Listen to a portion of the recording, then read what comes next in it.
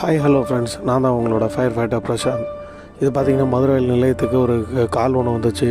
நாங்கள் போய் பார்த்தோன்னா அந்த மதுரை ரயில் பைபாஸில் பார்த்திங்கன்னா குப்பை ஃபயரு. அந்த குப்பை எப்படி உருவாச்சுன்னா, அந்த மதுரை ரயில் சுற்றி இருக்கவங்க, அந்த வீடு அப்பார்ட்மெண்ட்டில் இருக்கவங்க எல்லாருமே அந்த குப்பை கழிவுகளை வந்து இந்த ஒரு எம்டி பிளாட்டில் போட்டுடுறாங்க.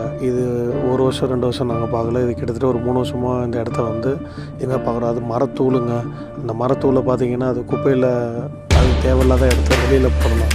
இதை வந்து இது ஒரு எம்டி பிளாட்டில் போட்டு அதை வந்து எரிய வச்சுட்டு போடுறாங்க. இதை பார்த்திங்கன்னா எப்போவுமே ரெகுலராக எங்களுக்கு வந்து ஒரு சிரமமான ஒரு சூழ்நிலை வந்துகிட்டே தான் இருக்குது.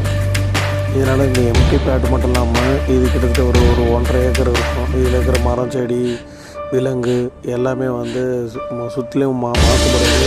பைபாஸில் போகிற அளவுக்கு ஒரு ஆக்சிடென்ட் ஆகிற அளவுக்கு இது வந்து இதுக்கப்புறம் பார்த்திங்கன்னா இந்த இடத்துல குப்பை கொட்டாமல்